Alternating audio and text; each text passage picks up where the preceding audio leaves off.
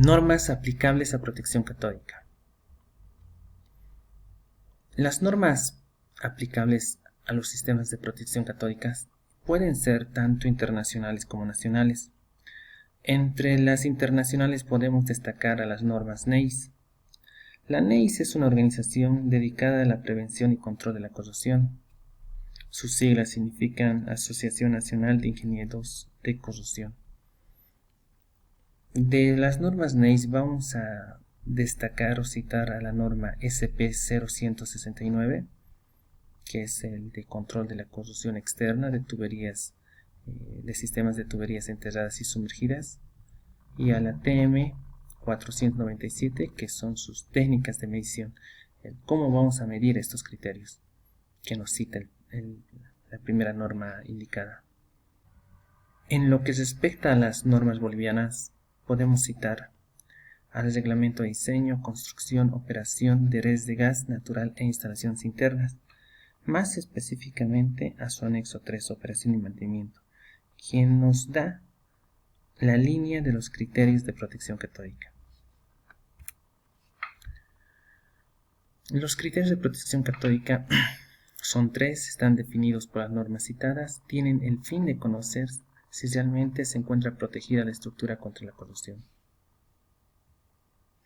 El primer criterio nos dice que debemos alcanzar un potencial negativo catódico de al menos 850 mV con corriente de protección catódica aplicada. Este potencial se mide contra un electrodo de referencia cobre-sulfato de cobre saturado en contacto con el electrolito. En el gráfico podemos observar que si vencemos o llegamos a polarizar el tubo a un potencial mayor de 850 mV con una corriente de protección aplicada, estamos satisfaciendo el primer criterio de protección catódica. El segundo criterio nos dice alcanzar un potencial polarizado negativo de al menos 850 mV con respecto a un electrodo de referencia cobre-sulfato de cobre saturado, potencial denominado instant off.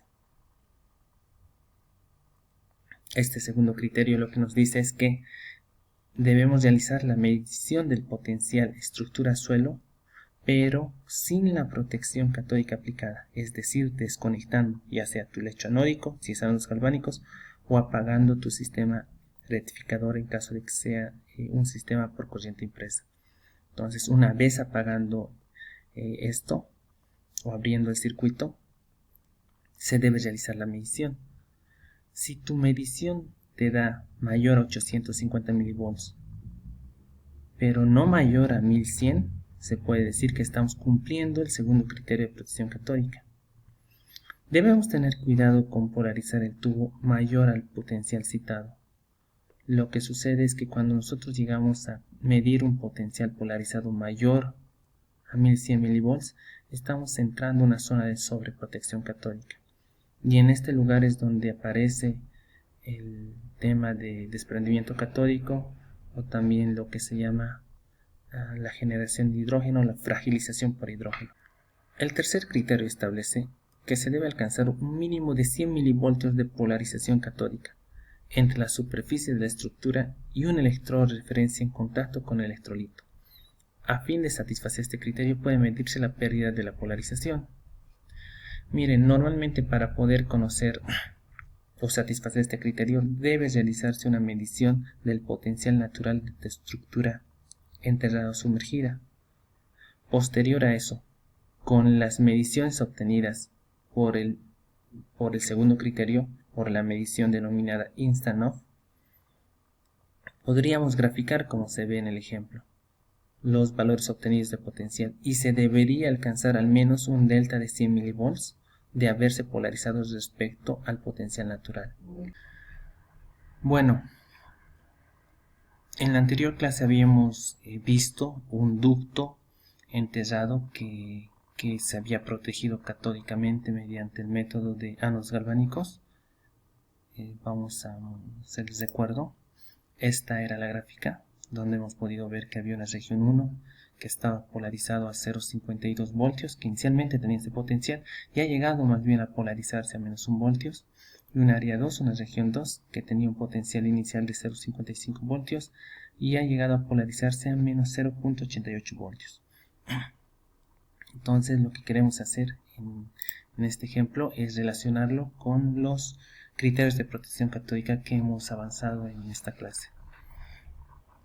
Y podemos ver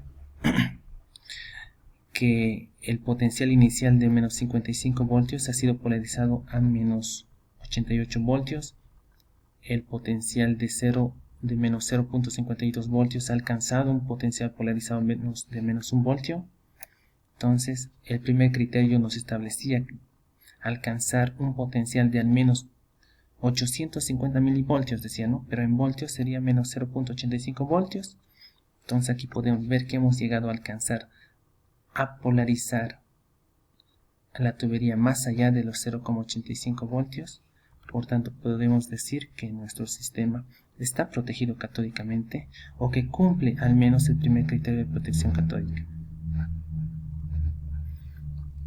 Las mediciones de las cuales hemos hablado físicamente se los realizan en el terreno a través de unas estaciones de prueba que en el ejemplo o en la imagen podemos ver, son las que normalmente se instalan en mi trabajo. Entonces lo que se hace es en este sector del gráfico hay una tapa que se puede sacar, y aquí vamos a encontrar un conductor eléctrico. Este conductor eléctrico está soldado a la tubería mediante soldadura Caldwell. Entonces, y podemos realizar la medición que nos dice el gráfico, es decir, en la posición de medición de voltaje DC llevamos el terminal negativo del multímetro al electrodo de referencia. El electrodo de referencia normalmente es recomendable que se encuentre sobre el eje de la tubería, y el terminal positivo lo vamos a tocar al tubo por medio de un cable que está soldado a él. Entonces, una vez que se realiza esta conexión, se toma la medida, se toma la lectura. Si leemos un potencial de al menos 0.85 voltios, podemos decir que la estructura está protegido, cumple el primer criterio de protección catódica. El equipo necesario, como hemos podido verlo, no es más que un multímetro digital y un electrodo de referencia cobre sulfato de cobre.